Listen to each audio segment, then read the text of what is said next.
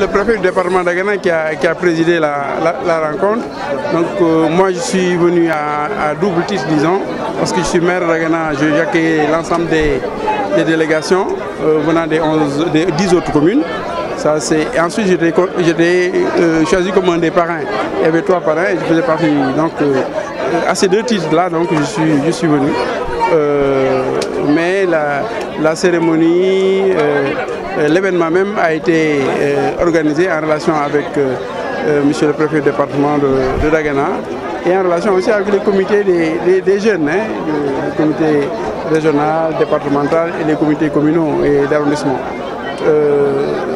Je pense que c'est quand même un événement important. C'est la première fois que nous avons ce format-là, où en même temps nous avons échangé avec les acteurs, avec les jeunes. Et en même temps, il y a eu ces expositions-là où les jeunes ont montré ce qu'ils savent faire ou ce qu'ils font un peu dans le département, ce qu'ils étudient et ce qu'ils font dans le département. Donc je pense que ça a été vraiment d'une utilité importante. Alors, il a été question justement de jeunesse et de développement. Qu'est-ce que il y a un thème le préfet. Le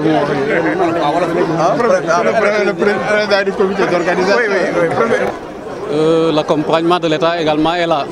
Les potentialités sont là, oui, mais nul ne peut douter de l'accompagnement décisif de l'État dans le département de Dagana et en particulier dans la vallée du fleuve Sénégal. L'État a consenti des investissements massifs. Si aujourd'hui on a réalisé des bons extraordinaires dans la production rizicole, c'est évidemment grâce au volontarisme clairement affiché par le chef de l'État. Donc avec des aménagements qui ont atteint un niveau jamais égalé, avec la mécanisation à outrance, avec un soutien très sensible pour l'acquisition des intrants, les semences et les engrais en particulier. Donc l'accompagnement de l'État est là, il est manifeste. Évidemment, il y a toujours des besoins non satisfaits et c'est pourquoi l'État est toujours là, prêt à accompagner. Et la dernière mesure qui a touché l'ensemble des acteurs de l'écosystème riz, alors c'est la subvention de 32 francs, consentie sur le paddy. Désormais, sur chaque kilogramme de paddy produit, l'État met une subvention de 32 francs, dont les 30 francs vont bénéficier directement aux producteurs et les 2 francs qui vont servir donc à prendre en charge le mécanisme de commercialisation.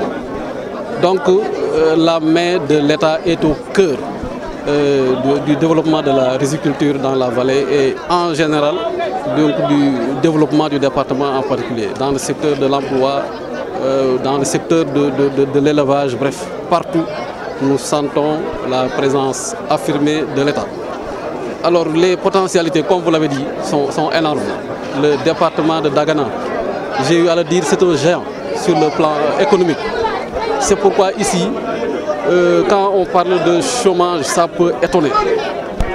D'ailleurs, il est extrêmement difficile dans le département de rencontrer un jeune inactif qui ne fait rien. Parce que nous avons tout à notre disposition.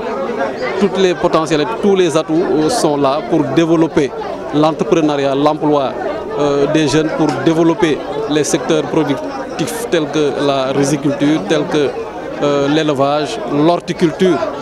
Vous avez vu partout, c'est des aménagements ultramodernes avec les agrobusiness qui sont de véritables pourvoyeurs d'emplois. Mais nous visons davantage sur l'auto-emploi. L'auto-emploi, c'est pourquoi le pôle emploi est là.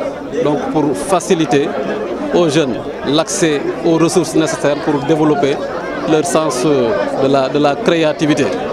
Désormais, en un seul endroit, vous trouverez un ensemble de ressources, d'opportunités pour accompagner le jeune chercheur d'emploi, le jeune demandeur de financement, le jeune qui veut se lancer dans l'auto-emploi, donc par la création de leur propre entreprise. Donc je les invite.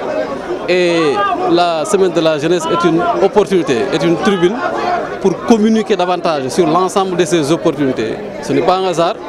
Alors si nous avons choisi précisément ce thème, n'est-ce pas, donc pour parler des opportunités de formation et d'emploi qui existent dans le département. Donc c'est pour sensibiliser davantage les jeunes, pour leur dire que tout ce dont ils ont besoin pour alors se frayer leur chemin dans le monde des affaires, tout ce dont ils ont besoin alors est là, à leur porte. Donc il suffit juste d'avoir un peu de créativité, d'initiative, donc pour saisir les nombreuses opportunités qui se présentent à eux.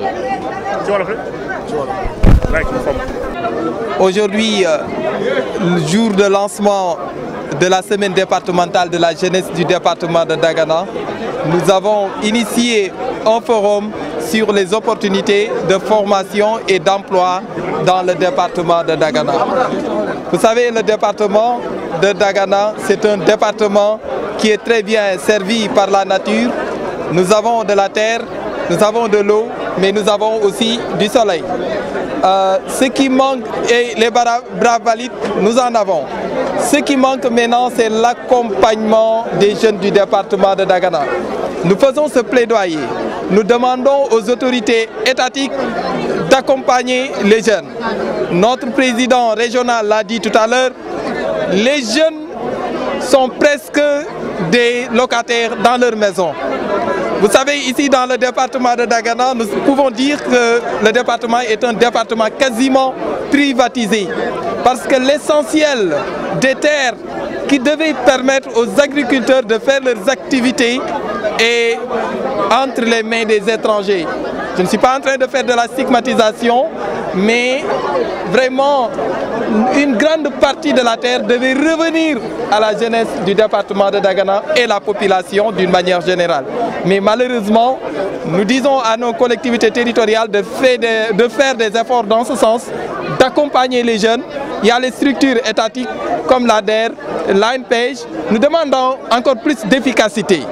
Essayer de redoubler d'efforts, mais aussi de se rapprocher des structures de jeunesse, comme les conseils de jeunesse, parce que tout ce qui se fait pour moi, sans moi, est fait contre moi. Les conseils de jeunesse sont les interlocuteurs institutionnels et privilégiés de l'État, des ONG sur toutes les questions qui concernent la jeunesse. Donc nous demandons vraiment aux structures étatiques de se rapprocher des jeunes pour une meilleure prise en charge de la demande de la jeunesse.